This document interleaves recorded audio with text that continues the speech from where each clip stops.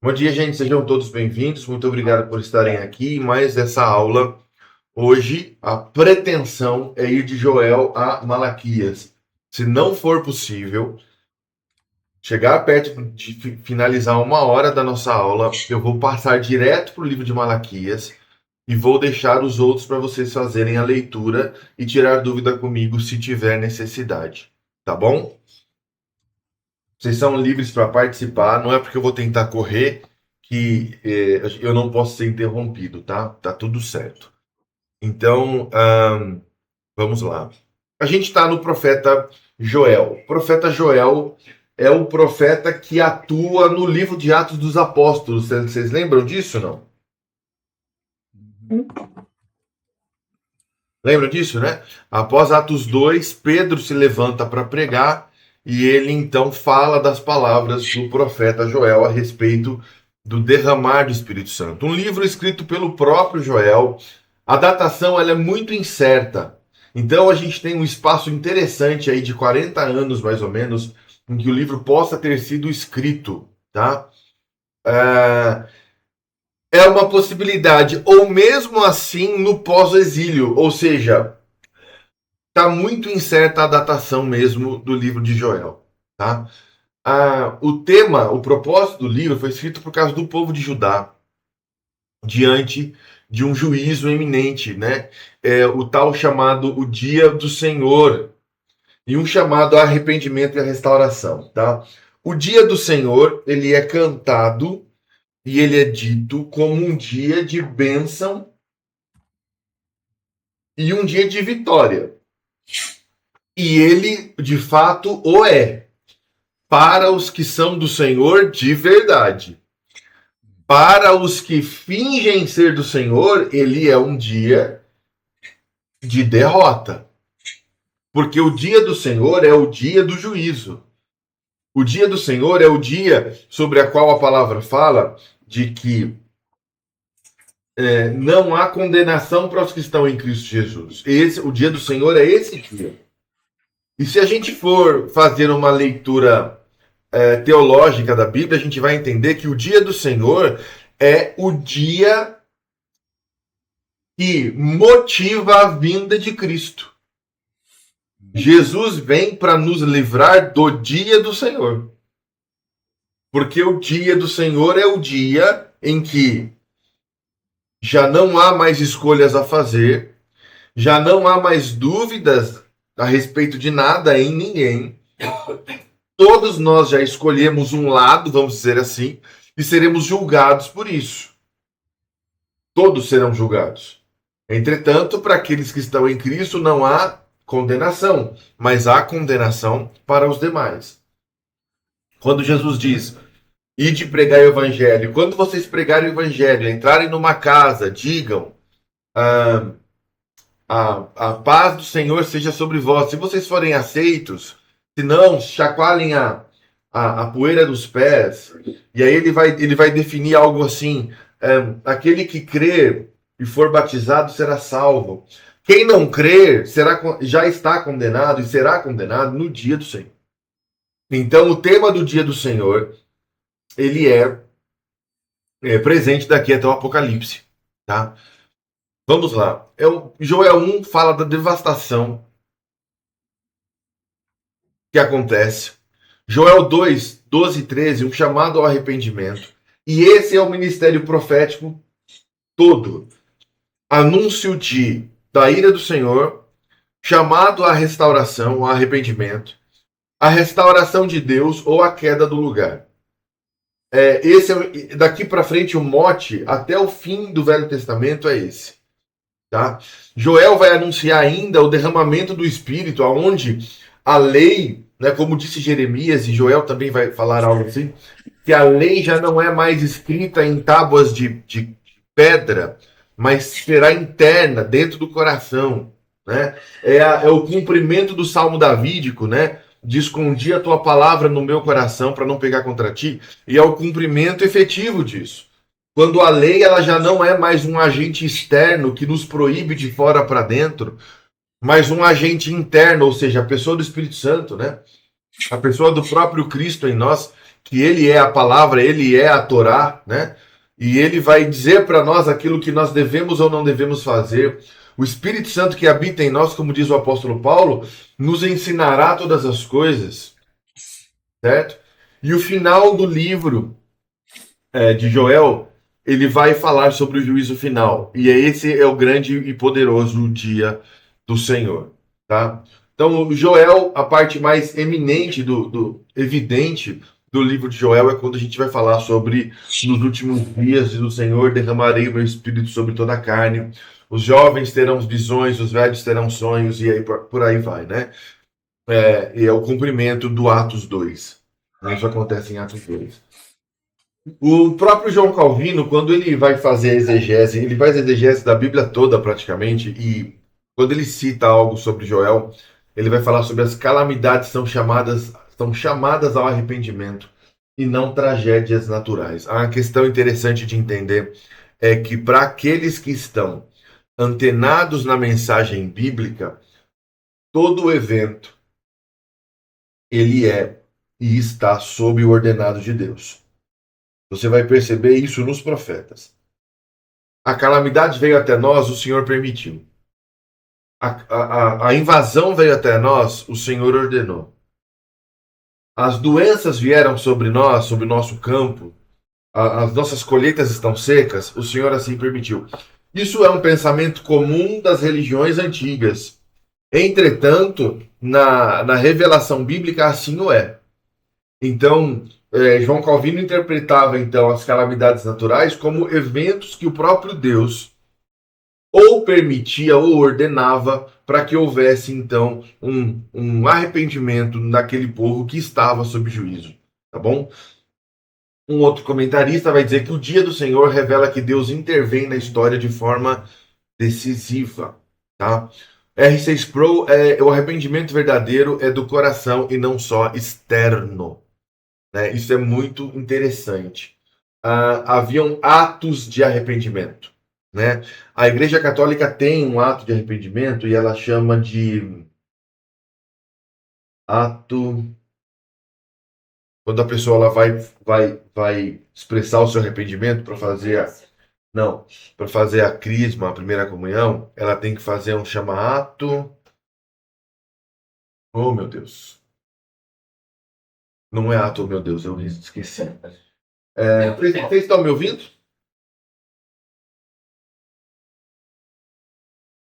Você eu sei que tá. O restante está me ouvindo? Tá? Beleza. Sim, estamos vendo. Tá, legal, obrigado. Ah, é ato. Bom, eu não lembro o nome, desculpa. Tá? E é um ato de arrependimento, ato de contrição. Então, no rito católico, tem um rito chamado ato de contrição, que é quando a pessoa expressa arrependimentos. Tá? Então, isso também era feito na estrutura judaica. Aquele ato que já foi feito de modo livre, da pessoa rasgar as vestes, vestir pano de saco, proçar o rosto em pó, em algum momento aquilo virou modinha. Certo? E esses atos eles passam a ser condenados. A gente viu já na aula da semana passada que uma parte dos ritos da religião judaica passam a ser condenados pelo próprio Senhor. E daqui para frente veremos muito isso, tá bom? Então é isso, né? Aqui nas notas diz que é o profeta menor que solta uma das promessas mais gigantes da Bíblia, e é isso, tem a ver com Atos 2, né? Olha que interessante, rasgai o coração e não as vestes, é exatamente disso que eu estou falando. Um povo que rasgava as vestes, curvava a cabeça, mas aquele arrependimento, ele era só um ato de contrição para inglês ver. Aquilo era de fora para fora, não tinha uma motivação do coração, tá bom? O livro de Amós é um livro bem, eu diria, mal-humorado, né? E tem palavras interessantes ali, são citadas pelo próprio Cristo também. Um livro escrito pelo próprio profeta Amós, por volta de 760, durante o reinado de Jeroboão II, e Uzias em Judá. Tá? O Reino do Norte, Israel, Betel, corrompido. Vocês lembram da divisão Reino do Norte e Reino do Sul? Quando Jeroboão e Roboão dividem o reino logo depois da morte de Salomão. Então a gente ainda está lidando com essas tensões, tá? Os personagens principais, o próprio profeta, o rei, Amazias, o povo sempre entra como personagem, porque o povo tem participação ativa. O povo toma suas próprias decisões e faz as suas próprias escolhas, independente muitas vezes do rei e independente muitas vezes do profeta, tá bom? O povo de Judá, diante de uma calamidade real e juízo iminente, o dia do Senhor, opa, é o mesmo prelúdio. Tudo bem. Eu acho que isso aqui tá errado. Eu vou verificar depois e mando uma errata para vocês. Tá? Amós 3:3. Andarão dois juntos se não estiverem de acordo, né? Esse é um texto até usado hoje em dia para abordar uma possibilidade de divórcio, né? Como andarão dois juntos se estiverem de acordo? Não é um texto sobre isso, tá? É um texto sobre aliança, sobre povo, de uma aliança de um ente para outro ente. Isso não é um texto sobre divórcio. Então, existem muitos textos na Bíblia que validam ou invalidam o divórcio. E isso vai depender até um pouco de qual margem de interpretação a gente pega, qual julgo a gente pega. Ontem a Flávia ela levou a mensagem na igreja e ela falou sobre. Ela citou Hilel e Shammai, que eram dois intérpretes da lei, dois fariseus, intérpretes da lei no tempo de Jesus. E Jesus ele seguia um pouco mais, ele era muito mais inclinado à interpretação de Hillel da lei, que era uma interpretação mais branda, e Shammai por qualquer coisa queria apedrejar alguém, né? E Jesus seguia mais a linha de Hillel, né? E aí é por isso que Jesus vai dizer o seguinte: olha, o meu jugo é suave e o meu fardo é leve. Quando Jesus está falando sobre isso, ele está falando sobre a interpretação da lei que ele seguia, tá? Então, por que eu estou dizendo isso? Eu nem sei agora por que eu entrei nesse tema. Você está falando de andarão dois juntos, não é divórcio. Ok. E na interpretação de Hillel, o divórcio ele poderia acontecer de modo mais suave, desde que alguém desgostasse de alguma coisa. Lembra, divórcio não é igual repúdio, tá? Repúdio é um crime na lei judaica. Divórcio se torna uma possibilidade. Jesus deixa claro que é por causa da dureza do coração. Então, existem textos na Bíblia que podem validar ou invalidar tentativas de divórcio, seja lá o que for. Parece que o Amós está com um tablet aqui, né, na mão, né? Mas isso vai depender muito de qual interpretação da lei você vai pegar, tá? Agora, andarão dois juntos se não estiverem de acordo? Isso não é uma argumentação para duas pessoas que não querem mais viver juntas. Ainda que exista uma base para interpretar e entender, assim, não é disso que fala, tá? Amós 4:12, prepara-te, ó Israel, para encontrares com o teu Deus. E olha que interessante, Deus rejeita o culto vazio e exige justiça. Deus rejeita um culto vazio e exige justiça. Aí um alerta sobre aqueles que ficam também despreocupados a respeito de Deus. E depois disso, a restauração do tabernáculo de Davi, que tinha a ver com aquela adoração que acontecia, não só a adoração 24 horas por dia, mas um povo que decidiu render o coração na época da casa de Davi, quando ele leva a Arca da Aliança para o quintal da sua casa. João Calvino vai dizer que Deus odeia a falsa segurança religiosa e não existe imunidade espiritual por tradição. E aí, vamos lá. A gente tem conversado muito aqui sobre a prática do culto. O Marco trouxe aqui na última aula uma preocupação que ele tem observando com: eu quero uma igreja que tenha estacionamento. Eu quero uma igreja que tenha salinha kids. Eu quero uma igreja que tenha assentos estofados. Eu quero uma igreja... E aí quando a gente se preocupa demais com entregar para o crente o conforto para que ele esteja nas nossas reuniões, a gente começou a louvar na direção errada. Porque quando a minha preocupação está em oferecer uma experiência para o visitante, para a pessoa que chega na igreja, eu estou informando a ela que, de certo modo, ela é o centro do que está acontecendo ali.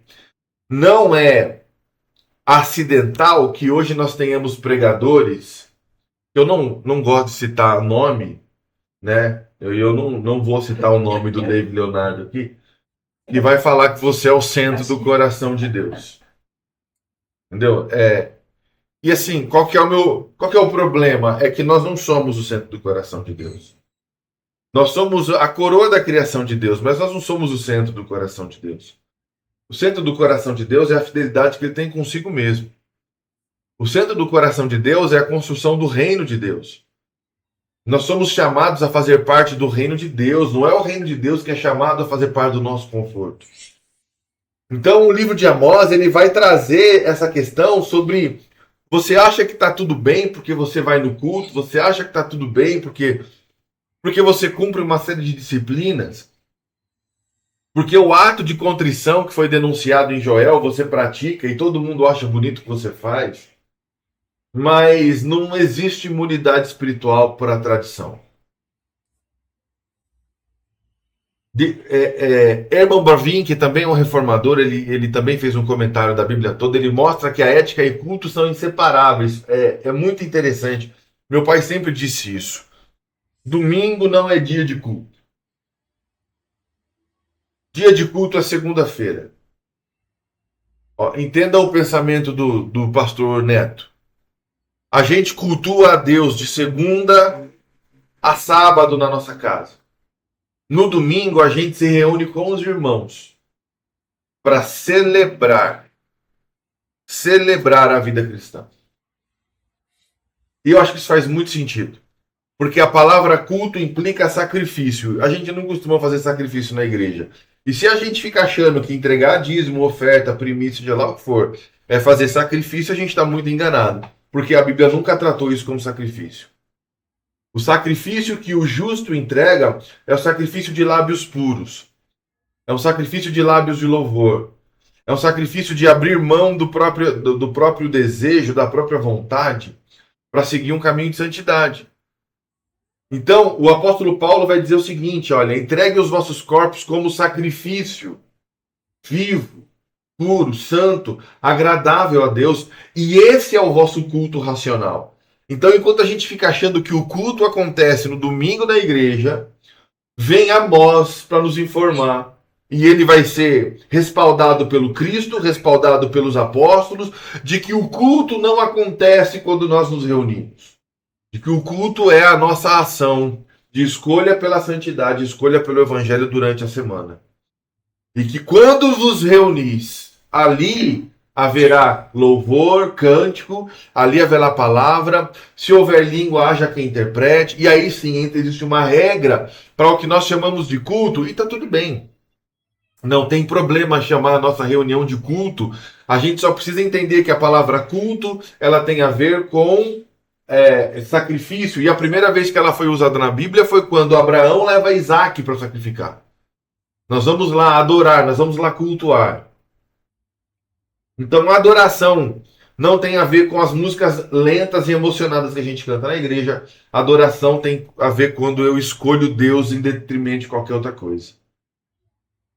Então, Amós, ele vem bater o seguinte, é muito parecido com a carta à igreja à Laodiceia. Vocês são ricos, vocês são abastados, vocês acham que vocês têm de tudo. Eu, porém, vos digo que vocês são pobres e nus, e se não comprarem de mim, o Senhor Jesus diz, ouro e pedras preciosas, irei até vocês e removerei o seu candeeiro de lugar. É a mesma coisa de que Amós diz para o povo.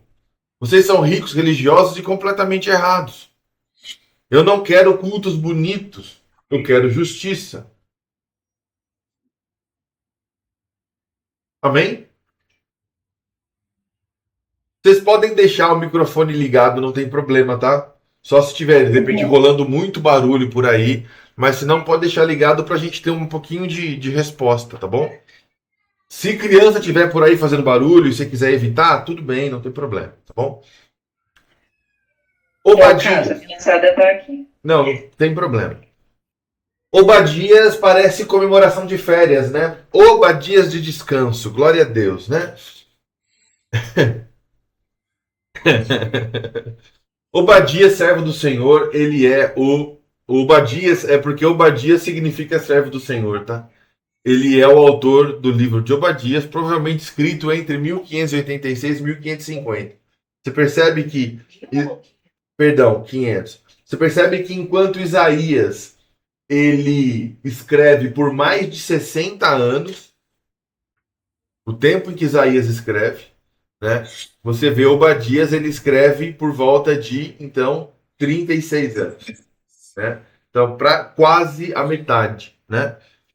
E aí isso acontece após a destruição de Jerusalém pelos babilônicos, ou seja, a gente está falando disso do período pós-Jeremias, certo? Jeremias escreve imediatamente, ele escreve a carta de Jeremias antes e Lamentações imediatamente após a destruição. Ele escreve na queda. Quando ele está escrevendo as misericórdias do Senhor são a causa de não sermos consumidos, ele está vendo corpos espalhados pelo centro de Jerusalém. Obadias vai escrever depois disso. Tá? Ele escreve em Judá após a queda de Jerusalém. Os personagens são Obadias, Esaú, como citação, tá? Esaú não voltou dos mortos depois de 1000 anos para participar disso, não, tá bom? Ele é citado aí. E Esaú, ele é o pai dos... Ele funda, né, um lugar chamado Edom, da onde nascem os edomitas, né? Ou edonitas, dependendo da tradução, tá bom? E ele vai trazer também Jacó na figura, então, dos dois irmãos, né? Que lutavam, né? E Jacó, então, se torna Israel. Né? O julgamento de Deus contra Edom por sua soberba e violência contra Judá e a futura restauração do povo de Deus. É sobre isso que o livro fala. Certo? Vamos lá. Para pregadores. César, eu queria pregar usando o livro de Obadias. Tudo bem? Você pode pregar usando a Bíblia inteira. Tá tudo certo. Então, mas aí eu queria falar que Deus vai resgatar, vai restaurar o povo de Deus. Ou seja, eu queria pegar essa parte e dizer que Deus vai restaurar o emprego, a família, o casamento, a saúde. Tá bom. Então eu posso? Não pode. Por que você não pode? Porque você não pode tirar um texto do seu contexto. Se você vai pregar sobre um Deus que restaura o seu povo hoje para a igreja usando Obadias, você vai ter que trazer o contexto de alguém que está sofrendo a violência e a soberba de outra pessoa.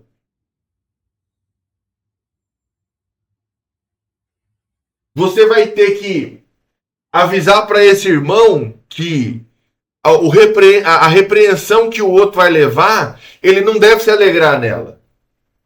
Você vai ter que trazer o contexto do livro, senão você vai pregar um texto fora de contexto. Então não é porque aqui existem versículos que dizem, olha, o reino será do Senhor, mas no Monte Sião haverá livramento. E onde é o Monte Sião hoje, irmãos? É o altar. Vem aqui para frente, vem para o altar. Vem se prostrar, chamar palco de altar. É até estranho.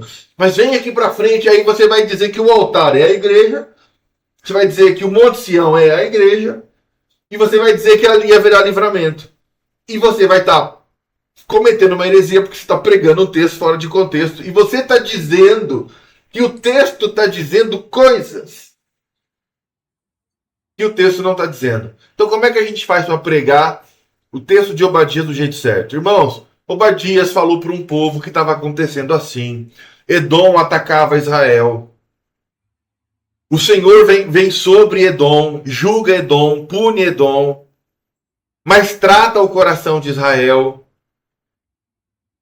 Porque o dia do Senhor está prestes a vir sobre todas as nações. E esse o dia do Senhor já é tema, já tem 3 livros para trás. E a gente está falando do dia do julgamento. Mas no monte de Sião haverá livramento. E a gente está falando da onde? Da onde o Senhor Jesus estaria. Então, aonde o Senhor Jesus está, haverá livramento. Aí você vai e tira lições por aplicação. Porque você não pode dizer que o livro diz o que o livro não diz. Aí, por aplicação, você tira lições. Do mesmo modo como aconteceu nos dias do profeta Obadias, em que foi anunciado que o livramento viria, o Senhor anuncia para a igreja, para você, para sua casa, que o livramento vem.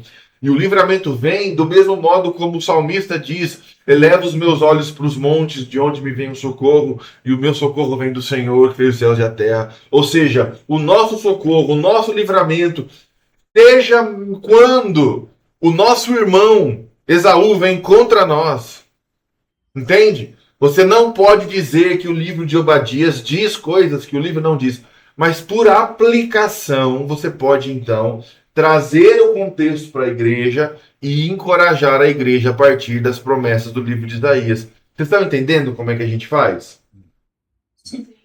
Se eu disser, olha, o Senhor diz para você que no monte de Sião haverá livramento, e o monte de Sião é a célula que você vai, é a igreja que você vai, é aqui o altar, você está fazendo uma heresia, porque você está dizendo para o texto, você está falando assim, olha, eu quero dizer isso, texto, então diga isso para mim. Só que não é isso que o texto está dizendo.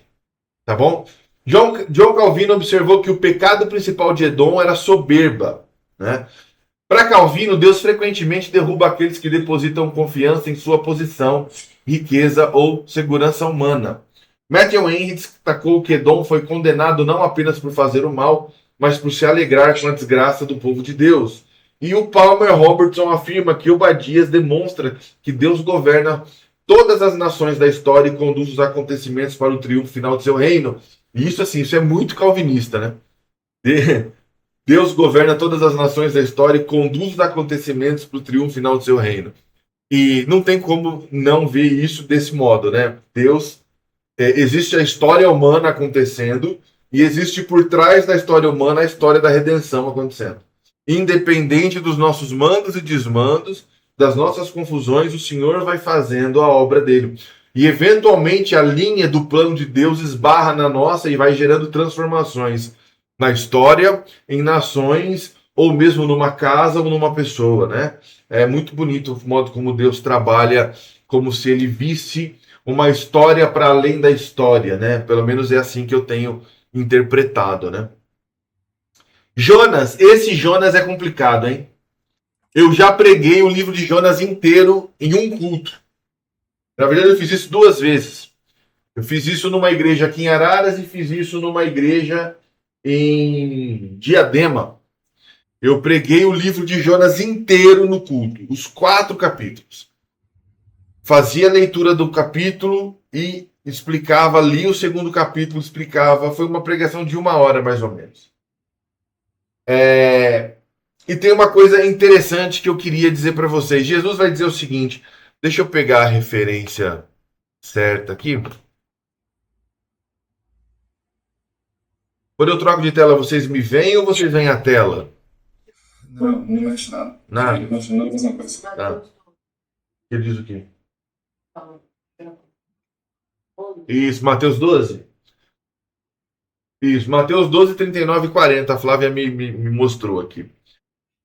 Jesus diz o seguinte, nenhum sinal será dado a não ser o sinal do profeta Jonas, né? Qual foi o sinal do profeta Jonas? Vocês sabem dizer, não?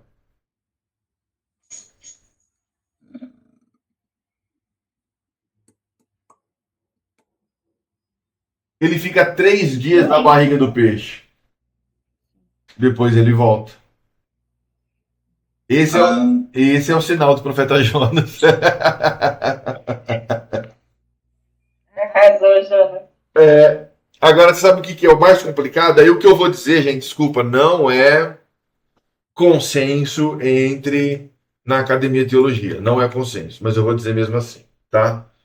Não existe um peixe que tenha uma cavidade abdominal para um homem ficar dentro dela 3 dias e sobreviver.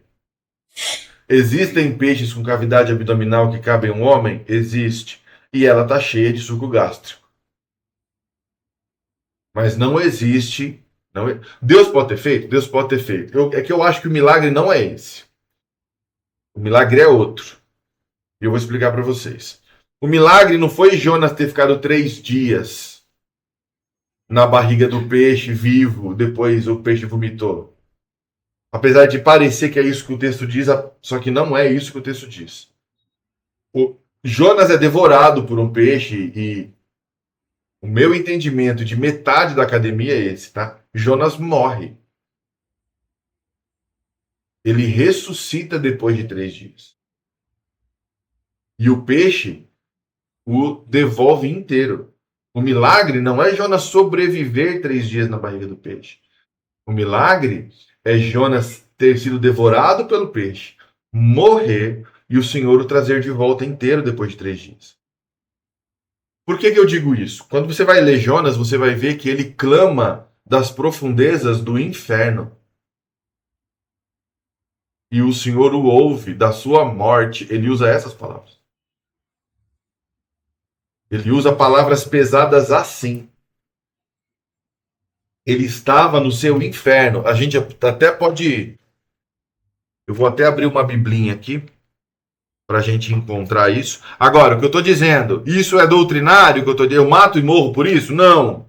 É uma interpretação possível, né? E é por isso que Jesus usa o sinal do profeta Jonas, tá? A oração de Jonas. Olha aqui, ó. Capítulo 2. Orou Jonas ao Senhor, seu Deus, das entranhas do peixe, e disse ele: na minha angústia clamei ao Senhor, e ele me respondeu: das profundezas da sepultura gritei, e ouviste a minha voz. Tu me lançaste no profundo do coração dos mares, e a corrente me cercou. Todas as suas ondas e as suas vagas passaram por cima de mim. E disse eu: banido estou de diante dos teus olhos, todavia tornarei a olhar para o teu santo templo. As águas me cercaram até a alma, o abismo me rodeou. Abismo aqui é inferno. Tá? A palavra abismo aqui, remete ao inferno. É a mesma palavra usada em Deuteronômio, quando diz que os pecadores estão ao resvalar dos próprios pés para serem jogados no abismo. É a mesma palavra. Então ele não está falando de um lugar profundo, ele está falando do inferno. As águas me enrolaram na minha cabeça e desci até os fundamentos dos montes. Os ferrolhos da terra corroeram-se sobre mim para sempre. A carne dele foi despedaçada. Mas tu fizeste subir mas tu me fizeste subir a minha vida da cova. Ó Senhor meu Deus, quando desfalecia em mim a minha alma, eu me lembrei de ti, ó Senhor, e subiu a ti a minha oração no seu santo templo. E aí ele vai falar disso e o Senhor o traz de volta. Ele vai falar sobre o que se apegam a ídolos e tal. E olha só, o que eu quero dizer com isso é o seguinte. Aí é uma interpretação, eu não mato e morro por isso, tá? E quando eu prego sobre Jonas, eu não digo isso para a igreja, porque é delicado, tá? A interpretação, Jonas ficou 3 dias na barriga do peixe, em algum momento lá ele se lembrou de orar. Porque parece que ele ora em algum momento. Ele não ora 3 dias, ele ora uma hora lá, ele acorda e começa a orar. Essa é uma interpretação comum. A interpretação que eu acho que faz sentido é Jonas, ele morre, ele desperta da sua morte no outro lado da vida, vamos dizer assim. Muito provavelmente no inferno, porque Jonas ele era usado por Deus, mas ele não era um homem santo. Ele era vingativo, e ele era ímpio, e ele era mentiroso, ele era um monte de coisa, num tempo em que não havia graça. Ele pode ter ido ao inferno, e da porta daquele abismo ele clama ao Senhor. Só que aquilo tudo estava debaixo do plano de Deus. E Deus o traz de volta. Então o sinal do profeta Jonas é o sinal de Jesus, quando ele fala, olha, nenhum sinal será dado. E Jesus está falando a respeito da sua própria morte. Nenhum sinal será dado a respeito de nada, a não ser o sinal do profeta Jonas. Jesus morre e ele volta no 3º dia, certo? Certo. Nessa interpretação, Jonas morre e volta no 3º dia, certo? Certo. Jonas morre e vai ao inferno, nessa interpretação. Certo? Segundo o livro de Hebreus, Jesus morre e vai ao inferno pregar os espíritos em prisão. Então, assim, os sinais eles são muito parecidos para Jesus ter simplesmente dito que ele voltaria no terceiro dia. Porque se o sinal fosse voltar no terceiro dia, ele poderia ter usado Lázaro, ele poderia ter usado outros exemplos. Mas ele foi muito específico ao citar o profeta Jonas, de que ele surgiria da morte ao terceiro dia, porque é isso que acontece com Jonas. Se você for ler de novo o capítulo 2 com calma, você vai perceber que Jonas está... Quem leu Memórias Póstumas de Brás Cubas? Memórias Póstumas de Brás Cubas, ele narra, ele homenageia o livro ao verme que corroeu a sua carne. E é muito parecido com o que Jonas faz. Quando ele diz do seu corpo, da sua alma, dos despedaços que estão acontecendo ali. Os ferrolhos que corroem a própria carne, ele está falando. Então, não mato e morro por isso, não acho que isso é doutrinário, não acho que isso deve ser ensinado à igreja. Só ia causar uma certa confusão. A menos que a igreja, a liderança da igreja creia veementemente nisso e queira ensinar. E tá tudo certo para mim. Mas eu só queria trazer para vocês esse outro ponto de vista, porque ele é bastante incomum. Vocês concordam? Sim. Agora, bom, vamos lá. Conhecemos todos a história, certo? Porque isso a gente aprende desde criança, né? Jonas 1,17, o grande peixe. Jonas 2,9, ao Senhor pertence a salvação, é quando ele retorna. Jonas 3,5, os ninivitas creram em Deus. Jonas 3,10, Deus se arrepende do mal que faria. Jonas 4,2, sabia que és Deus clemente e misericordioso, tardio em irar-se. E Jonas não fala isso em elogio a Deus. Vocês sabem disso, né? Jonas está com raiva, na verdade. Ele está com raiva. O julgamento, né, a justiça sobre o povo. Ele queria que os ninivitas se lascassem. Então Jonas ele foge da presença de Deus porque era um povo violento e porque ele sabia que se ele pregasse lá o povo ia se arrepender e Deus ia ter compaixão deles. Certo? Então você percebe, Jonas ele precisava muito de tratamento ainda, né? E depois disso, não só Jonas como Elias, eles praticamente têm uma atitude suicida depois disso. Jonas se abandona no deserto e Deus tem que ir falar com ele. Porque ele praticamente tem uma atitude suicida. O cara que acabou de passar por uma experiência de morte, ou não, ou de quase morte, ele tem uma atitude infantil dessas, né? Mas o ministério profético, deixa eu falar uma coisa para vocês. Isso não é opinião minha só, não. O próprio apóstolo Tio Zé aí também tem a mesma opinião que a minha. O ministério profético são feitos de pessoas emotivas demais. A gente que se aborrece com qualquer coisa. Eles são muito dodói. Ainda bem que essa não é minha praia. É isso mesmo. João Calvino observa que Jonas é um retrato da resistência do coração humano à vontade de Deus. Herman Bavinck destaca que Jonas revela a universalidade da graça comum de Deus e sua preocupação com todas as nações. Sinclair afirma que Jonas é uma das mais profundas exposições do contraste entre a misericórdia divina e o exclusivismo religioso humano. Certo? Essa da gente achar que só na nossa igreja, só na nossa religião, só aqui, sabe? O profeta Ageu, Deus vai falar lá, o meu povo é grande em toda a terra. E ele está falando isso para Israel. Porque os israelitas se achavam, nós somos os tais. E Deus vai dizer, o meu povo é grande em toda a terra. Jesus vai dizer o seguinte, ó, existem ovelhas minhas que não são desse aprisco. Cabe a mim juntá-las. Ou seja, é Jesus comprovando que Deus tinha uma aliança com Israel, mas Deus tinha um povo em toda a terra. E esse povo de Deus em toda a terra, eventualmente era resgatado, assim como foi com os ninivitas. Eles faziam parte no coração de Deus, do povo de Deus. Então, Deus quebra o coração orgulhoso de um hebreu e força-o a ir pregar ao inimigo para mostrar para ele que o inimigo era do Senhor também. Percebe? Então, assim, essa nossa tentativa de achar que Deus é só conosco e tal, é por isso que eu entendo que existam religiões que são doutrinas de demônios. E entendo que existam religiões que são confusões teológicas. Então, por exemplo, a gente entende que os adventistas do sétimo dia são uma seita.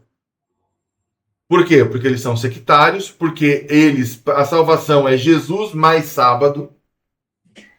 Se você tirar os sábados, é uma evidência de que você não é salvo para eles. E para eles, Ellen G. White tem o mesmo peso das escrituras. Então eles são uma seita, claramente, não tem o que discutir. Entretanto, é inegável saber que existe gente que é de Deus lá dentro. Mesmo ele sendo uma religião sectária. Tem crente de verdade lá dentro. Assim como tem crente falso na nossa igreja. Exato. Infelizmente, a gente tem um grupo de 100 pessoas, 50 pessoas, 20 pessoas, uma parte dali não entra na terra prometida. Infelizmente. Então não é porque as pessoas não são salvas porque têm a teologia correta. As pessoas são salvas porque se arrependem dos seus pecados e entregam a vida genuinamente a Cristo Jesus. Ter a teologia correta ou ter uma observação mais responsável das Escrituras fazem parte da santificação. Não é da salvação, é da santificação. É o processo em que nós vamos sendo melhorados pelo poder da palavra. Por isso que é importante termos uma teologia equilibrada, ou seja, focada nas Escrituras e nela somente. Tá? Vamos seguir adiante aqui. Miqueias, deixa eu ver, que horas são? Não, mas eu falei Jesus. Nossa, meu Deus do céu. Vamos lá, vamos rapidinho aqui. Miqueias, 700 anos antes de Cristo. Ele escreve a partir de Samaria, interessante, tá? Interessante, Samaria entra na história como palco agora e não como um povo simplesmente rejeitado, tá? Miqueias escreve aos líderes de Judá, os profetas e o povo. Líderes e os propósitos são para os líderes e profetas interesseiros. Deus exige justiça, rejeita a corrupção e promete redenção futura através do Messias. Lembra que eu tenho falado nas últimas 3 aulas de qual é o principal inimigo do projeto de Deus na Terra daqui até o Apocalipse? Vocês lembram de qual é? O falso profeta, é isso aí. E a gente está tratando de falsos profetas aqui. Falsos líderes. E isso é problemático, tá? Miqueias 1,6, juízo sobre os samaritanos. Miqueias 2, condenação da exploração. Miqueias 3, líderes corruptos confiando falsamente em Deus. Isso devia ser pregado hoje também. Miqueias 5,2, a profecia do nascimento em Belém. Jesus entra na história. Miqueias 6, 6-8, o que o Senhor requer de ti. Miqueias 7, 18-19, Deus perdoa e lança os pecados no mar. Certo? Isso também é dito parecido por Jeremias, tá? Algo assim. Né? Em que Deus não se lembrará mais dos nossos pecados. João Calvino Infantil aqui em Miqueias mostra que Deus não tolera abuso de poder, especialmente entre líderes. Destaca a conexão entre justiça social e fidelidade à aliança. Aponta que Miqueias revela que a verdadeira religião e ética antes de ser a verdadeira religião é ética antes de ser ritual. No curso que eu estou fazendo tem uma parte lá que ele fala para ministros mesmo e ele diz o seguinte: nós temos que ter uma vida pia. E quando ele diz pia, piedosa no sentido de uma vida de oração, uma vida de devoção à oração. Ele diz que muito mais do que conhecermos as Escrituras e pregarmos, a gente tem que ter tempo de quarto com Deus, tempo de oração. E a outra coisa que ele diz é a gente tem que ter uma vida cristã. Aí você fala, mas se eu vou ter um tempo de oração com Deus, eu não vou ter uma vida cristã? Às vezes não. A vida cristã é quando as pessoas olham para a gente e veem que as nossas atitudes revelam o caráter de Cristo. Então, isso é apontado no livro de Miqueias.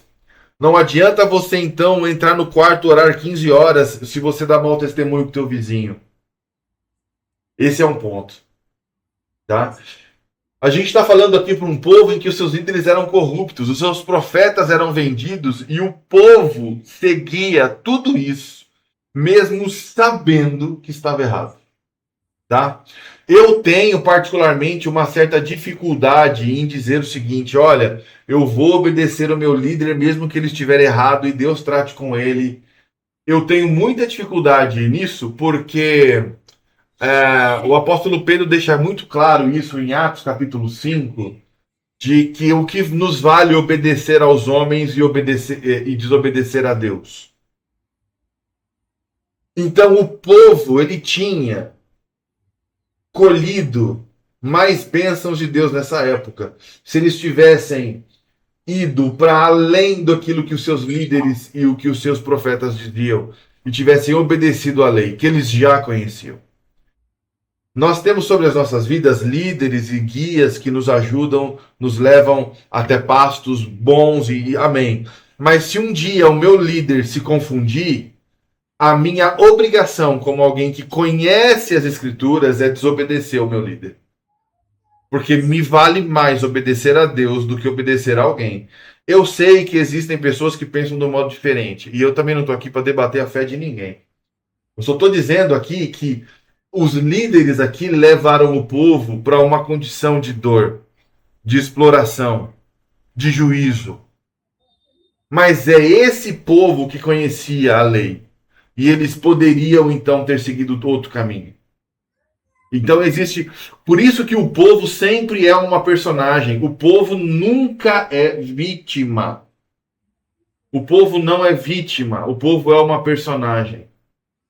Ô César, isso faz sentido, bastante sentido, inclusive fora do contexto, então, aqui religioso. Veja bem, no trabalho, se você é ciente da orientação do seu gestor, do seu chefe, de que ele está errado, mesmo assim você seguir a orientação dele, a empresa tem motivo para te mandar embora. Exato.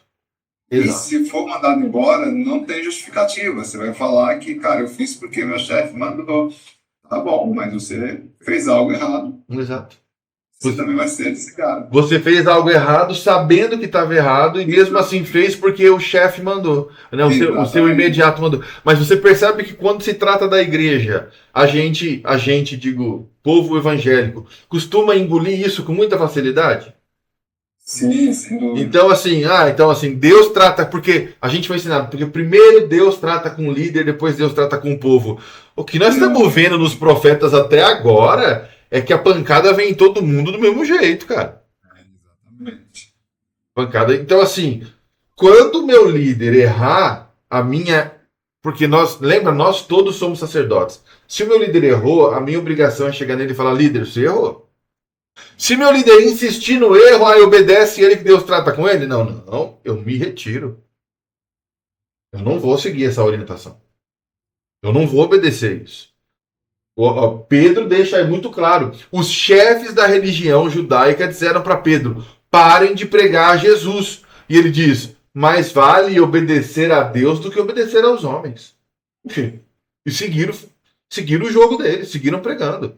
Então, assim, não, muito cuidado com pseudo-verdades que a gente leva. Lógico, cada um a partir da sua visão, né? Eu não estou aqui para criticar a visão de ninguém. É assim, ó, eu sempre vou criticar o falso profeta, tá?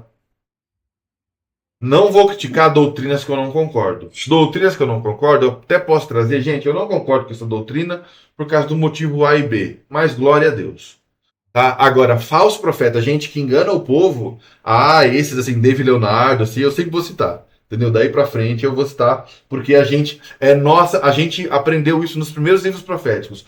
É nossa obrigação avisar o povo de que existem falsos profetas, porque eles são o maior inimigo da igreja desde Isaías até o final. Lembra qual é o aliado do anticristo? O falso profeta. Então, assim, não adianta. Agora, nós vamos tolerar quem prega besteira? Não vamos tolerar. Desculpa. Não pode. Eu vou tolerar quem tem uma compreensão diferente de mim daquele texto. E vou até aprender com o cara. Tá tudo certo. É uma compreensão. Não é alguém distorcendo a verdade. É alguém compreendendo diferente. E tá tudo certo. É por isso que eu tô fazendo o curso que eu tô fazendo de teologia com o pastor que eu tô fazendo, o pastor é pentecostal. Ou seja, ele é arminiano. Eu sou presbiteriano calvinista. E eu estou fazendo curso com esse cara porque eu gosto de ouvi-lo pregar, porque eu aprendo com ele, mesmo quando ele diz coisas que eu entendo de outro jeito, que para mim faz outro sentido. Ou seja, nós não somos inimigos porque eu penso diferente, mas o falso profeta é inimigo do povo de Deus. Então aquele que vem para pregar e distorcer o evangelho, ele é inimigo do povo de Deus. Lembra de Paulo falando, quem vos enfeitiçou, que fez vocês trocarem o evangelho que eu vos ensinei por outra coisa? Então é disso que a gente está falando. Gente, Abacuque é um livro amado e amável de ler. Um homem que entra em questionamentos diante de Deus, em sofrimento e sabe Deus, puxa, até quando? Quem que aguenta? E de repente ele vai dizer que ainda que a figueira não floresça, ainda que o fruto da oliveira minta, ainda que não haja uvas na videira, ainda que os celeiros estejam vazios, ainda que os campos não deem seu alimento. Nossa, isso é maravilhoso. Isso é maravilhoso. Todavia, ou seja, independente de tudo, é Paulo em Romanos. É a mesma atitude de Paulo em Romanos.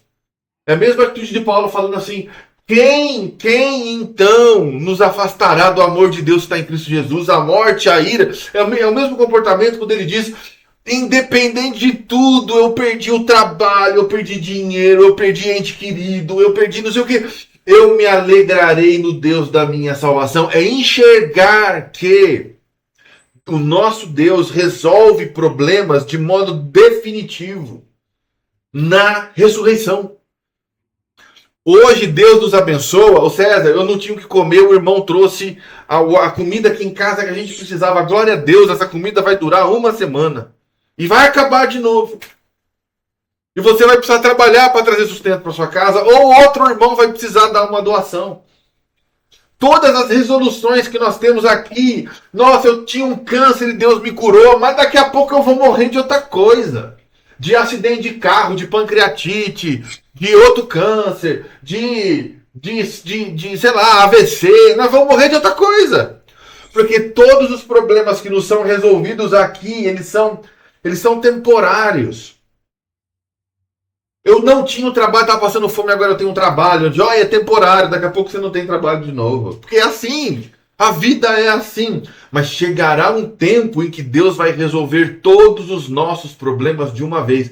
E isso se chama ressurreição. É por isso que Abacuque diz, eu me alegrarei no Deus da minha salvação. Está para além da bênção material, está para além da figueira, está para além do campo, está para além da colheita, está para além do dinheiro, está para além de tudo.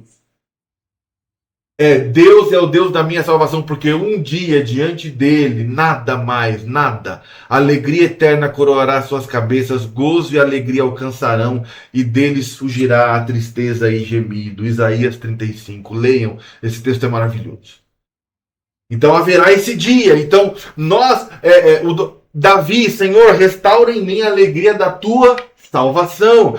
Porque ele estava chateado com o que aconteceu com Batseba, com a criança que morreu. Natan chegou esfregando na cara dele. E ele se viu pecador. E o filho correu atrás dele. O filho estuprou a irmã não sei o quê. E ele está lá e uma hora ele fala, Senhor, eu estou tão confuso. Restaura em mim a alegria da tua salvação. Porque eu já perdi a alegria. A alegria na vida já acabou.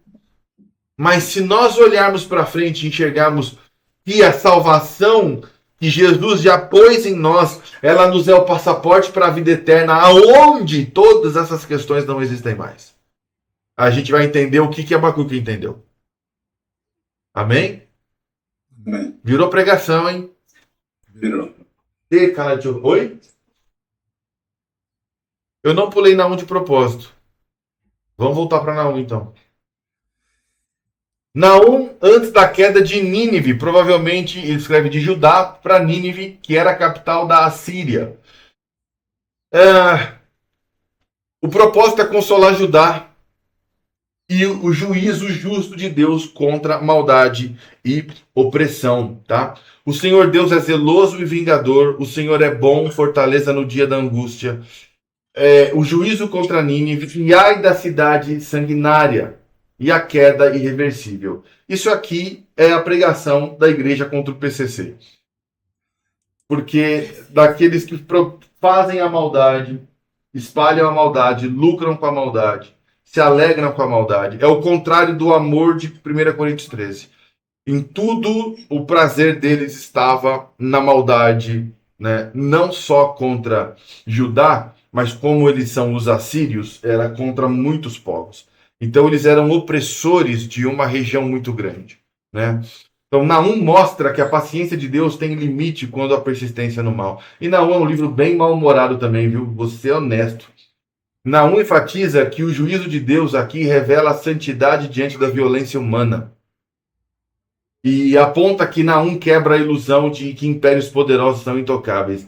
Deus julga em Joel, em Amós, Deus odeia a hipocrisia, em Oséias, Deus ama o infiel, em Miqueias, Deus exige justiça, em Naum, Deus destrói o opressor. Amém, né? Gente, eu vou pular para o último, tá? Vai faltar Sofonias, Ageu, Zacarias. Eu quero falar de Malaquias, tá bom?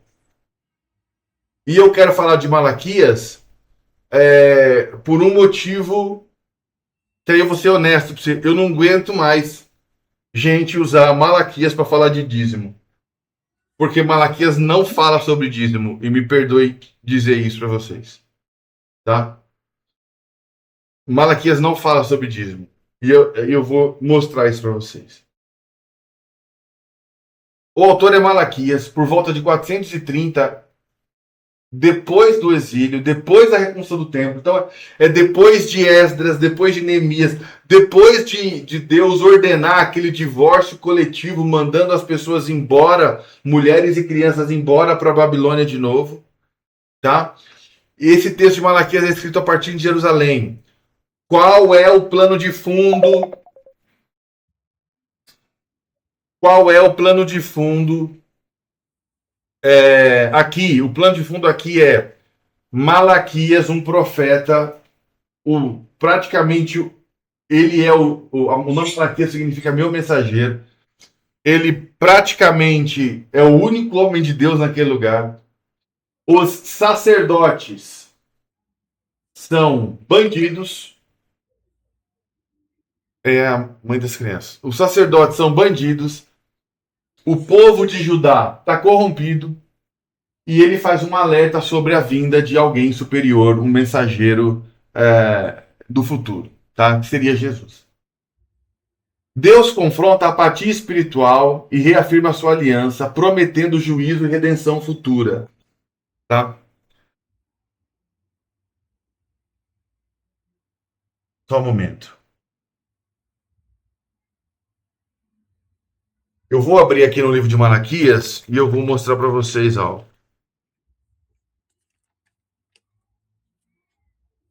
Se você puder abrir em Malaquias, abre a sua Bíblia aí.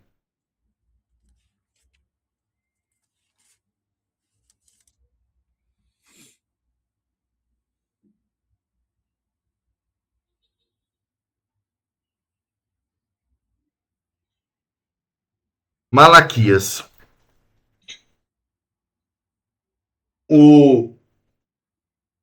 Deus amaldiçoa o povo, Deus amaldiçoa os sacerdotes, tá? Deixa eu dar uma olhadinha aqui.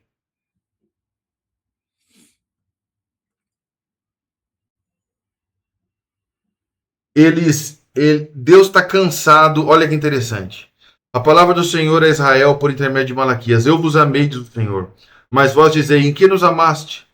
Não foi Esaú, irmão de Jacó, diz o Senhor, todavia amei a Jacó, aborreci Esaú. Fiz os seus montes uma desolação e dei sua herança aos chacais no deserto. E ainda que Edom diga, empobrecidos somos, porém tornaremos a edificar os lugares desertos, assim diz o Senhor dos exércitos. Eles edificarão e eu destruirei. Edom será chamada terra de impiedade, o povo contra quem o Senhor está, Jesus.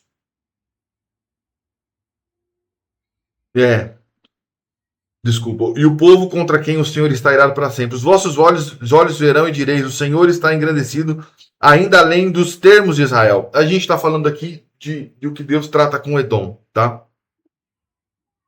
O Senhor é engrandecido ainda além dos termos de Israel. O filho honrará o pai e o servo seu senhor. Se eu sou o pai, onde está a minha honra? E aí ele está falando agora com Israel. E se eu sou o Senhor, onde está o respeito para comigo, diz o Senhor dos Exércitos? A vós, ó sacerdotes, que desrespeitais o meu nome. Deus está falando com o povo ou com a liderança? É. Mas vós perguntais, em quem desprezávamos nós o teu nome? Ofereceis sobre o altar pão imundo e dizeis, em que havemos profanado? Nisto que dizeis, a mesa que do Senhor é desprezível. Quando trazer animal cegos para sacrificares, isso não é mal. E quando ofereceis o coxo, o doente, isso não é mal. Ora, apresenta ao teu governador, terá ele agrado em ti, e ele será favorável, diz o Senhor dos Exércitos. Agora suplicai a favor de Deus, para que se compadeça de nós. Com tal oferta da vossa mão, aceitará ele a vossa pessoa, diz o Senhor dos Exércitos.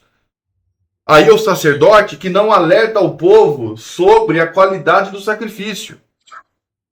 Oxalá houvesse entre vós alguém que fechasse as portas para que não acendesse debaixo o fogo do meu altar. O que Deus está falando? Melhor fosse que vocês parassem o culto.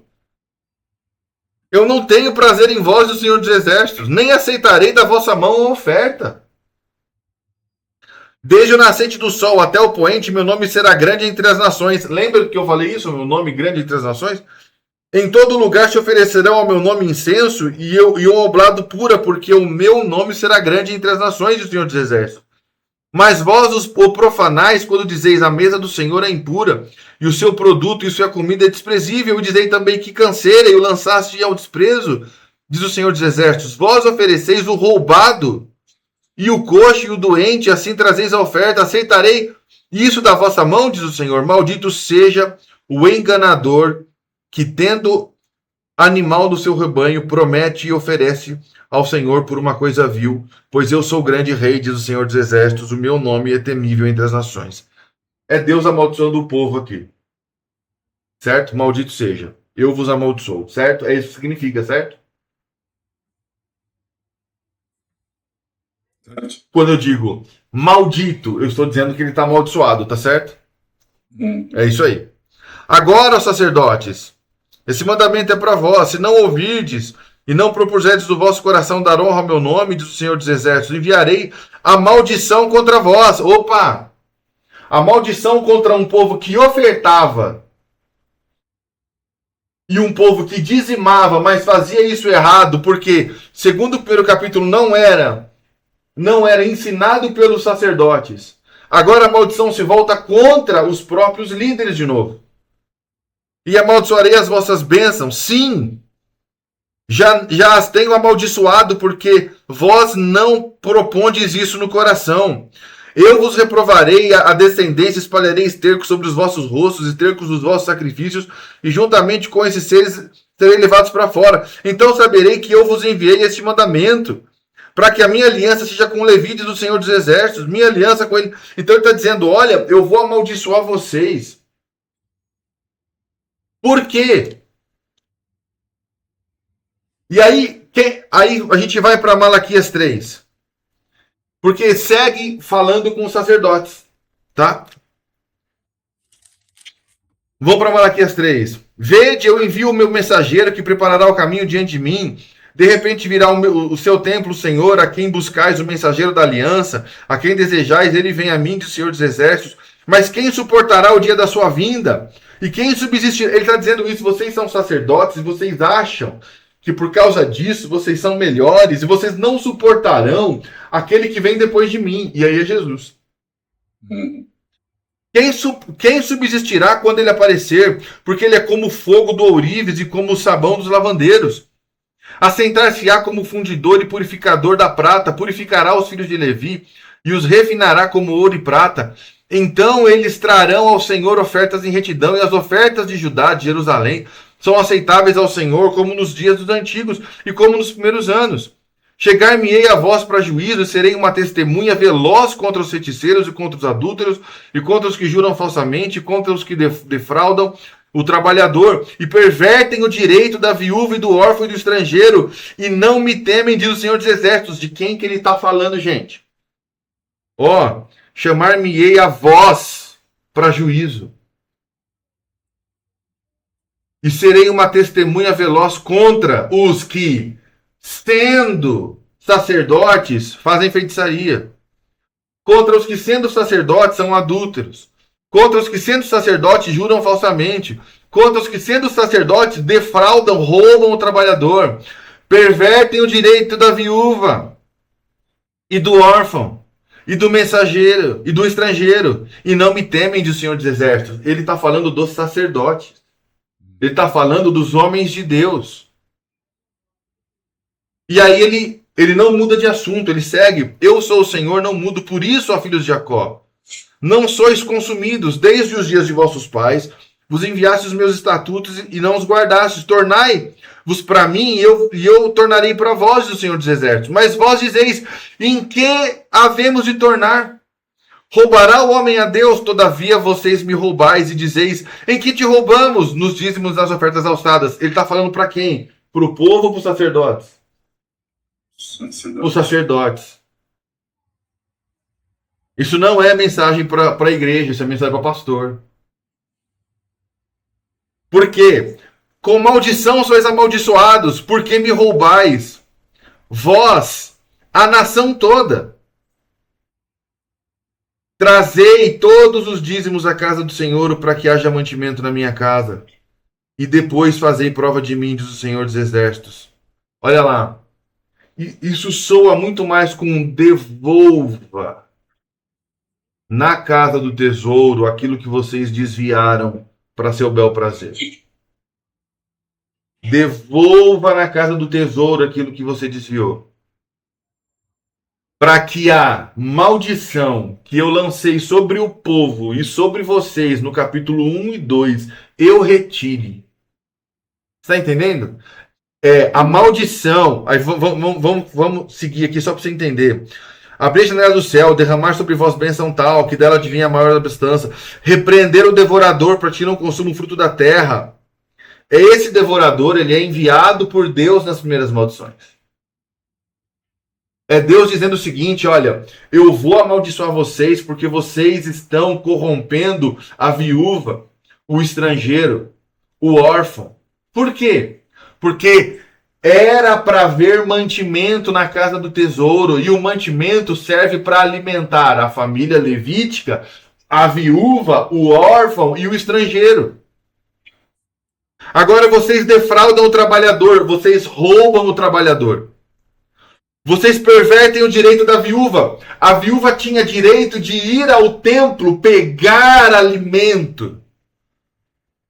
O órfão, eu estou lendo o versículo 5, tinha o direito de ir ao templo receber recurso.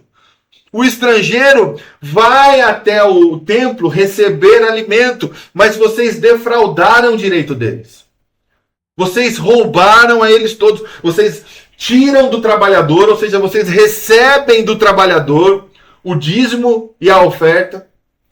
E a hora de reverter isso para o órfão, viúva e estrangeiro, vocês não fazem. Vocês retêm para si. E é nisto que vocês estão roubando a Deus. Isso conversa muito com Tiago, que diz que a verdadeira religião é estar com os órfãos e as viúvas nas suas tribulações. Estão entendendo? Então, Malaquias 3,10 não fala sobre dízimo. Fala sobre Deus pedindo para o opressor. Olha, eu usando linguagem de esquerda, hein? Deus pedindo para o opressor devolver o que ele roubou da mão do pobre. Para que ele vá até o templo. Para que o pobre vá até o templo, que é a viúva, o órfão, o estrangeiro, e eles peguem o que eles têm de direito. Entenda uma coisa. A viúva, o órfão e o estrangeiro, eles não entregam dízimo. Eles recebem dízimo da igreja. Isso é assim desde que o dízimo se estabeleceu na aliança que Deus faz com Israel na entrada da Terra Prometida. Então, usar Malaquias 3,10 para dizer que quem não dá dízimo está roubando a Deus é você tirar o texto de contexto. E usem outros textos para falar sobre dízimo e oferta na igreja de Deus, não tem problema. Mas entendam que nós não podemos tirar os textos de contexto. Deus, então, vai retirar a maldição se o sacerdote se arrepender. Se o sacerdote trouxer de volta. E vocês querem ver, existe uma falácia doutrinária que diz que uma doutrina só é doutrina quando ela se afirma no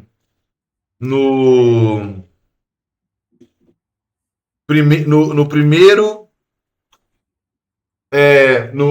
no Antigo e no Novo Testamento. Já viu isso? Alguém fala, ó, uma doutrina é uma doutrina quando ela confirma no Primeiro e Segundo Testamento. Já ouviram falar nisso? Não? Joia. Joia. Agora eu quero que vocês abram comigo em Marcos.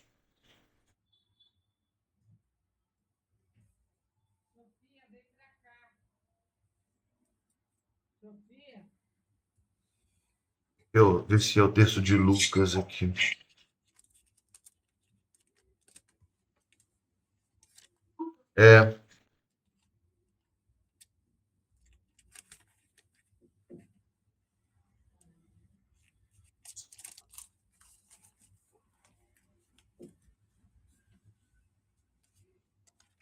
Não, perdão, é Lucas 21, perdão. O texto de Marcos, ele trata o mesmo, só que ele não tem o que eu queria colocar para vocês.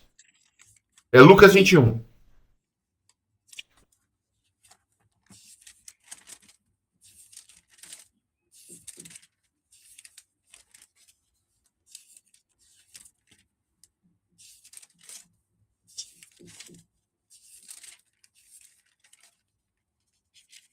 Quando todos tiverem, dá um sinal para mim aí. Lucas 21. Vamos lá. Olhando ele, viu os ricos lançarem suas ofertas no gasofilácio. Viu também uma viúva pobre lançar ali 2 pequenas moedas. E disse: em verdade vos digo que essa viúva pobre deu mais do que todos. Todos esses deram como oferta aquilo que lhe sobrava, mas essa da sua pobreza deu todo o sustento que tinha. Palavra de Jesus, como fala a Igreja Católica. Palavra de Jesus. Amém? Como é que a gente entende esse texto normalmente? Deus estava, a gente entende, vamos ver se vocês concordam comigo. Jesus estava elogiando aquela senhora que, entendendo o princípio da oferta, deu tudo o que tinha, e mesmo outros homens entregando tesouros, ela entregou 2 pequenas moedas, e aquilo tem mais valor do que qualquer tesouro, porque no coração dela ela entregou tudo que ela tinha a Deus. Amém? Glória a Deus, irmãos. É isso? É isso que a gente entende, não é? Não é o comum? Tá. Volta para... Então a gente entende que Jesus está elogiando a mulher viúva, certo? Sim. Joia. Volta para o capítulo 20, versículos 41 em diante. Lembra, gente, a Bíblia não foi escrita dividida em capítulo e versículo. Isso veio depois, tá? Tá? Capítulo 20, 41 em diante. Então Jesus lhe perguntou: como dizem que é o Cristo, filho de Davi? E o próprio Davi declara no livro de Salmos: disse o Senhor ao meu Senhor, assenta-te à minha direita, até que eu ponha os teus inimigos por estrado de teus pés. Se Davi lhe chama de Senhor, como pode ele ser seu filho?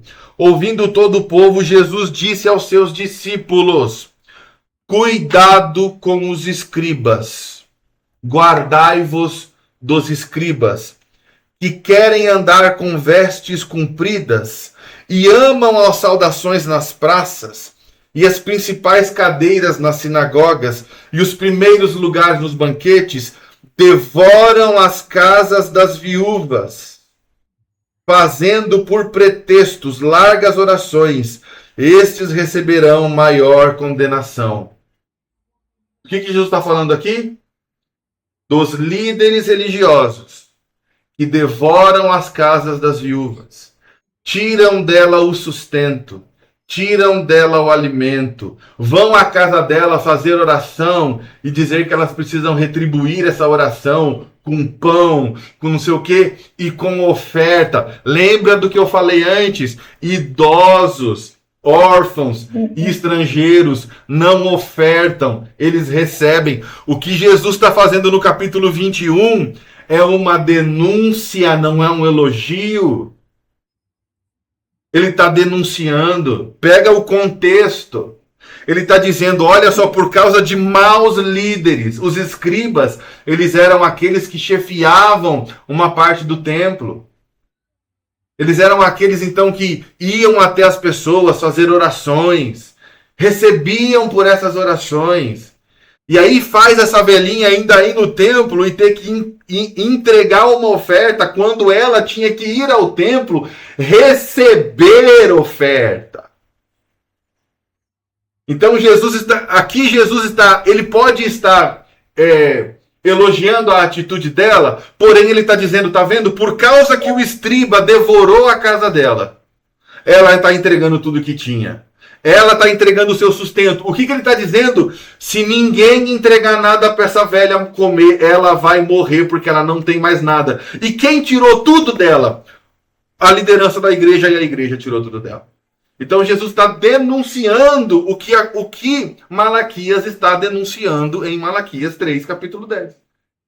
Então usar esses textos para falar de dízimo e oferta, gente, Paulo fala... Jesus fala que Deus ama quem dá com alegria. Paulo fala cada um dê conforme aquilo no seu coração. A gente tem textos, a gente não precisa apelar para textos que não dizem o que estão dizendo. Pode falar, Gi. Só liga o seu microfone. Liga o microfone.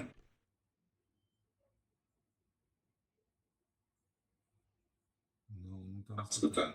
Não estamos te escutando. Deixa eu ver se eu consigo ligar o microfone dela por aqui. Ela vem aqui no meu fala aqui. É mais uma dúvida, porque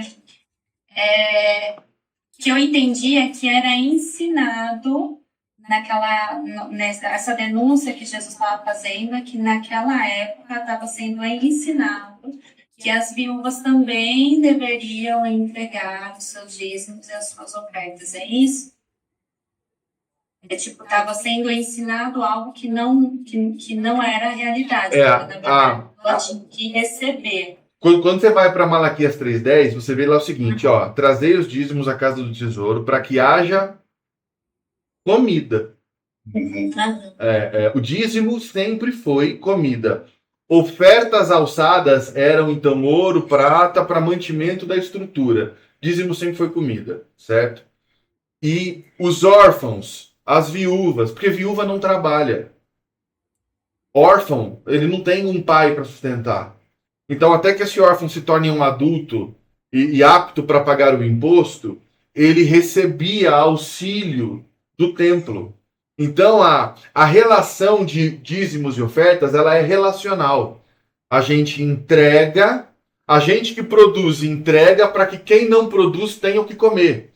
Então, eram 10 tribos entregando dízimo para que a tribo de Levi, que não podia trabalhar, eles tinham que ficar dia e noite no templo para que eles tivessem o que comer. Então, cada uma das 10 tribos entrega uma 10ª parte para que a tribo de Levi tenha uma parte inteira. Então, dízimo sempre foi relacional. Por que a gente entregava dízimo? Porque Deus queria? Não, é para que o nosso próximo não passasse dificuldade. Certo? E, então, quem produz, entrega para que quem não produz, receba. Sempre foi assim. Então, a relação entre órfãos, viúvas e estrangeiros em relação a dízimos e ofertas sempre foi a mesma. Quando a gente tem, no livro de Malaquias, você tem lá os sacerdotes roubando o trabalhador e tirando o direito dos órfãos, viúvas e estrangeiros. Ou seja, eles recebiam os dízimos e as ofertas, muitas vezes dízimos e ofertas defeituosos, animal sem olho, animal coxo, porque eles já não estavam nem aí com a seriedade. Se você ler Malaquias inteiro, você vai ver que Deus destrói a religião judaica. Ele destrói a religião judaica. Ele diz assim, ó, eu me aborreço dos seus holocaustos, eu me aborreço das suas ofertas, eu me aborreço dos seus dízimos, eu não quero mais. Ele gera espiritualmente um divórcio daquele povo. E o termo é exatamente esse. Uma hora a gente pode voltar a falar disso. Jesus, então, ele vem num tempo... Por que Jesus derruba os cambistas em Jerusalém, no templo?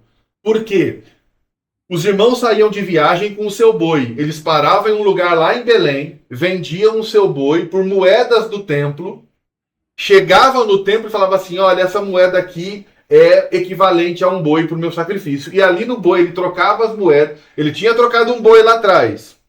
Chegava no templo e ele falava, ó, aqui 10 moedas é o meu boi. Ele tinha o direito de pegar um boi no templo e levar para o sacrifício. Isso para eles não serem roubados no caminho. Aquela moeda só valia no templo. Só que ele chegava no templo e os cambistas falavam assim, mas não é 10 moedas, aqui é 15, aqui é 20. Então a lei das trocas de moeda pelos animais, isso acontece desde o começo da aliança. Jesus não era contra isso, porque isso foi ordenado por Deus, para evitar que as pessoas fossem roubadas no caminho. Só que a igreja estava roubando o povo quando dizia não. Por isso que chamou de cambistas. O câmbio aqui é diferente. A sua moeda que você trocou lá em Nazaré, aqui ela vale menos, então precisa ser mais. É por causa disso, então, que Jesus vai dizer que a casa dele foi tomada por ladrões e salteadores. E esses ladrões e salteadores, eles eram ordenados pelos saduceus e pelos escribas.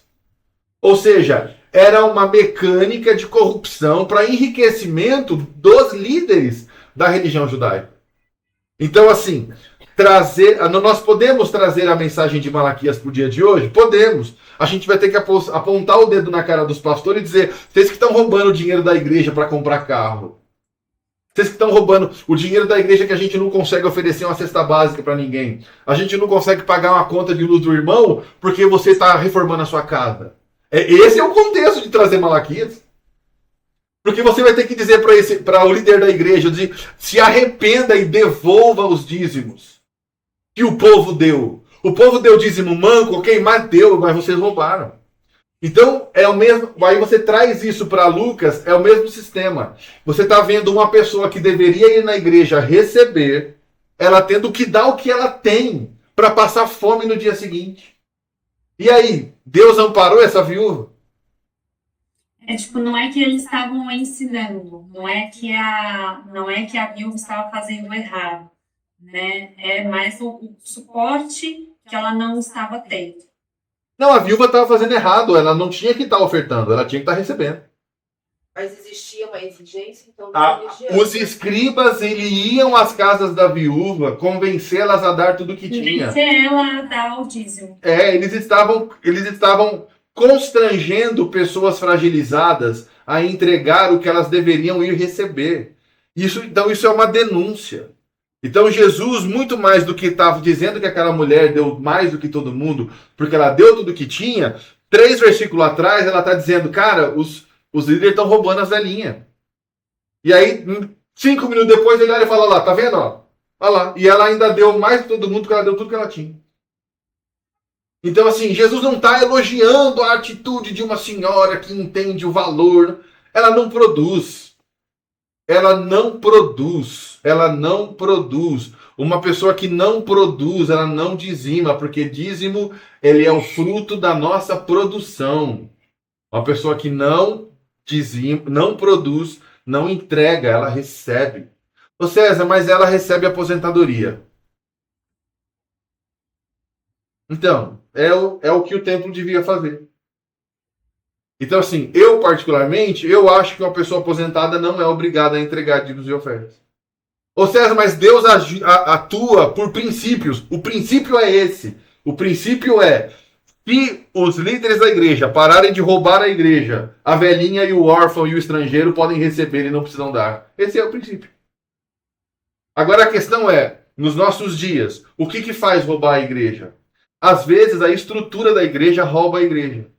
A gente tem que manter um prédio, tem que manter um som, tem que manter um vigia, tem que manter uma faxineira, tem que manter não sei o quê. E esses recursos tiram um recurso que era para ir para a viúva. Agora, César, a gente tem todos esses recursos e mesmo assim a gente ampara o pobre que está ao nosso redor. Glória a Deus, está tudo bem. Honestamente, está tudo bem. Eu não estou aqui para dizer o que a igreja X ou Y deve fazer com o recurso que recebe.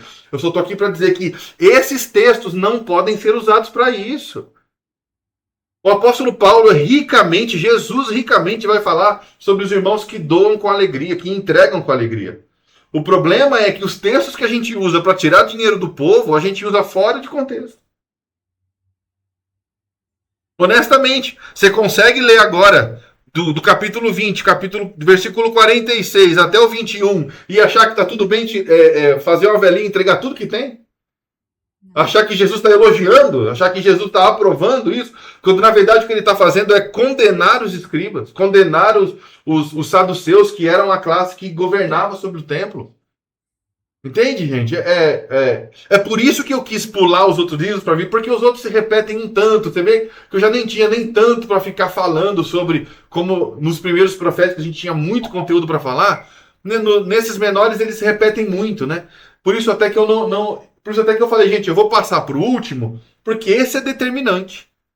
É determinante o modo. Então, assim, é justo a igreja receber dízimos e ofertas? A gente já discutiu isso aqui. Quando a gente teve uma aula só sobre Deuteronômio. E é justo. Só que existe um dízimo em Deuteronômio que o marido tem que pegar a esposa e comer com ela num parque. Só que isso não é ensinado também? E é dízimo agradável ao Senhor. Existe um dízimo em Deuteronômio que você deve reter, não entregar no templo, e entregar direto para o pobre e para a viúva. E isso é agradável ao Senhor. A gente falou desses textos aqui. E tá tudo bem entregar o dízimo no templo também, tá tudo bem entregar a oferta no templo, tá tudo bem, honestamente, tá tudo bem. O dinheiro é Deus, faz o que você quiser. Só que nós, enquanto pastores ou pregadores, nós não podemos usar texto. Lembra? É o que eu tenho dito desde a primeira aula. Texto fora de contexto, geralmente você está assumindo um risco de falar uma heresia. E quando você diz que Jesus está simplesmente elogiando a viúva aqui, você está cometendo uma heresia, porque não é isso que ele está falando. A gente acha que Jesus citava as suas palavras e dizia assim, agora muda de assunto, muda de capítulo. Essa divisão de capítulo veio só para tematizar as conversas. O original não tem divisão de capítulo nem de versículo. Isso aqui tudo era um texto só. É por isso que a gente tem dificuldade de entender. A gente acha que a Bíblia foi escrita em pedacinhos. E ela não foi escrita em pedacinhos. Lembra, gente, Malaquias 3 é a continuação de Malaquias 2. E em Malaquias 2, Deus estava falando para sacerdotes maus que roubavam o povo. Em Malaquias 1, Deus estava falando para sacerdotes maus que não instruíam o povo. E estava falando para um povo que entregava oferta de qualquer jeito. E em Malaquias 3 está dizendo para o povo parar de roubar o órfão, a viúva e o estrangeiro. E de parar de roubar o trabalhador. Vocês estão recebendo o dízimo do trabalhador e estão roubando o órfão, a viúva e o estrangeiro. Então calma lá. Esse é o texto que nós vamos usar para falar de doação na igreja? Não. Esse é o texto que a gente usa para falsos pastores. Para falar, se convertam. Vocês estão adorando Mamon. Então, o que eu falo para vocês é, quando a gente estuda a Bíblia de fato e entende contexto, a gente nunca mais olha para os mesmos textos e mesmas pregações do mesmo jeito. Em algum momento você vai ter que questionar alguém, cara, mas vamos ler Malaquias inteiro para ver se o contexto é esse mesmo? E tem que chegar e falar assim, olha, uma hora, vamos não usar esse texto mais, porque eu cheguei na igreja que eu ia até um tempo atrás e falei, gente, batismo com o Espírito Santo e com fogo, nós estamos pedindo condenação. Aí tive que abrir Mateus 3 e ler o capítulo inteiro para eles entenderem. Porque cantava lá, me batiza com fogo. Música até legalzinha de cantar, mas você está pedindo condenação. E aí mostrei para eles isso, mostrei em Atos, eles tive que falar ainda umas 3 vezes para parar de cantar a música na igreja. Mas uma hora, quem tem claridade a respeito do texto. Então, assim, eu sei que esse texto de Malaquias é um texto muito usado em igreja. Eu sei, eu já vi usar, eu sei. Eu sei que é delicado, não é para sair batendo em quem usa. De repente, um outro pastor na sua igreja decide usar, não é para chegar nele e falar, olha, heresia. Não, calma. Ora, e uma hora conversa, uma hora propõe a leitura do livro todo, para entender o contexto. E aí vai perceber que o contexto não pode ser aplicado à igreja. Porque eu não posso pegar um contexto aplicado a sacerdotes e dizer que isso é para o povo. Eu tenho que pegar a parte que é para o povo. A parte que é para o povo vocês estão dando oferta de qualquer jeito? A parte que é para o povo vocês estão dando boi caolho? Sabe? Oferta manca? A parte que é para o povo é essa. Mas dizer que o povo rouba a Deus porque não dá dízimo, eu tô brigando com o público errado. Eu estou trazendo a condenação e a repreensão para as pessoas que, nesse contexto, são inocentes. Então a gente não pode fazer isso. A gente não tem esse direito. tá? Então, assim, ô César, como é que eu faço para falar se alguém na minha igreja fazer isso? Não, calma, deixa uma hora, chama para um café, propõe ali uma leitura juntos, ó, vamos ler, vamos entender, ó. Deus está falando com o povo, sabe? E se a pessoa se ofender, aí você desculpa, porque Provérbios diz que quando você corrige em amor um homem sábio, você ganha um amigo, né? Mas se a pessoa se ofende, você ergue os ombros e fala, paciência, paciência, mas se o outro vai cometer esse erro, não cometa você, então. Então, assim, gente, existem muitos textos que a gente aborda de maneira equivocada porque a gente só lê aquele trechinho. Eu vou passar para vocês técnicas de pregação e vocês vão perceber que você nunca pode pregar um texto sem considerar o seu contexto imediato, contexto textual, contexto histórico. Você não pode fazer isso. E honestamente, eu tenho visto isso, não é nem de um pastor reformado, porque essa já é a prática das pregações reformadas, né? Pastor reformado prega expositivamente. Mas o pastor Presley, que é o meu professor agora, que é o pastor da Assembleia de Deus de Goiânia, ou seja, o pastor pentecostal arminiano, ele está dizendo isso, né? Ou seja, não é nenhuma implicância minha, ou porque eu penso do jeito A, B, C, ó. Olha aqui, ó. Olha aqui. Opa, peraí, vou trocar aqui. Olha aqui, ó. Aqui, ó. Desculpa. Seja fiel ao texto. Respeite o gênero literário. O contexto deve ser considerado. Extraia as lições por aplicação prática. Não impõe a sua vontade ao texto. O texto roga como deve ser lido. Procure o sentido literal, não literalista, né? E não seja literalista. Olha só. Isso aqui. Isso aqui eu imprimi a apostila do professor. Entende? E aí o que eu quero dizer para vocês, assim, isso sempre foi algo que preocupou meu coração. Hoje em dia, mais ainda. Hoje em dia, mais ainda. Então a gente não tem que ser fiel à nossa estrutura, à nossa visão. A gente tem que ser fiel à palavra, irmão. Visão muda. Visão muda. Oxi, isso muda. Mas a palavra permanece para sempre. Então, no fim das contas, a gente não vai dar conta a Deus por causa da visão que nós recebemos, se nós somos fiéis a ela. Ele vai perguntar, e aqui, ó? E aqui? E o manual que eu deixei para você, e você leu só pedacinho? E você pregou em cima de pedacinho? E você não compreendeu o que leu e pregou ainda sem compreender direito e ensinou errado o povo? A gente tem uma responsabilidade enorme. Então, assim, o pastor não tem que ter faculdade de teologia, não precisa, mas ele tem que conhecer bem a palavra da verdade. Porque senão, gente, e assim, olha, César, eu vou pregar sobre um texto, Lucas 3, tá bom, leia 1 e 2, leia 4 e 5. Leia sempre 2 capítulos antes, 2 capítulos depois. Leia quantas vezes? Umas 10, até você entender o contexto inteiro. Aí você vai entender o que aquele versículo que te chamou a atenção realmente quer dizer. E você vai perceber, poxa, eu entendi uma coisa, agora eu estou entendendo outra coisa. E o que é que você faz? Consulte alguém mais experiente para ter certeza. Então, assim, nunca pegue um trecho que te chamou a atenção em livro nenhum da Bíblia, se apegue a ele e pregue. Não faça isso. Você vai errar. Você vai errar. O que eu estou querendo dizer é o seguinte, você quer pregar sobre, sabe, Mateus 25, leia 20, 21, 22, 23, 24, 25, leia 26, 27, leia. E aí você prega sobre 25, você vai entender por que Jesus falou aquilo, da onde ele está vindo, aí fica muito, muito mais seguro. Muito mais seguro. Então a gente precisa conhecer os contextos daquilo que a gente entende que é verdade. Quando a gente entende o contexto, a gente vai perceber, falhamos aí. Falhamos aí. Tá bom? Gente, desculpa, a aula passou bastante do tempo. Eu nem percebi. Mas a gente está mais ou menos a 35, 40 minutos falando sobre Malaquias. Para você ver como a gente entende as coisas de maneira torta. Por quê? Porque a gente não confere. A gente ouve e simplesmente acha que é isso mesmo. E a gente não vai conferir. A gente precisa conferir. Tá? O que eu entendo assim, nessa aula, eu não estou falando para ovelha, mano. Eu não estou falando com ovelha. Aqui eu não estou falando com ovelha. Eu estou falando com estudantes da palavra E toda vez que alguém se propõe a saber mais, ele deixa de ser ovelha. Quando Jesus chama a igreja de ovelha, não é um elogio, tá? Uma hora a gente vai ver isso. Quando Jesus chama a igreja de ovelha, ele vai dizer o seguinte: vocês são tão burros, vocês não conseguem enxergar um buraco na sua frente. Não é um elogio. Então nós somos ovelhas chamados para ser ministros. Nós não deveremos ser ovelhas a vida toda. Não é um elogio. Nós precisamos ser mansos e astutos. Uma ovelha é só mansa só, zero astúcia. A gente precisa ser os dois.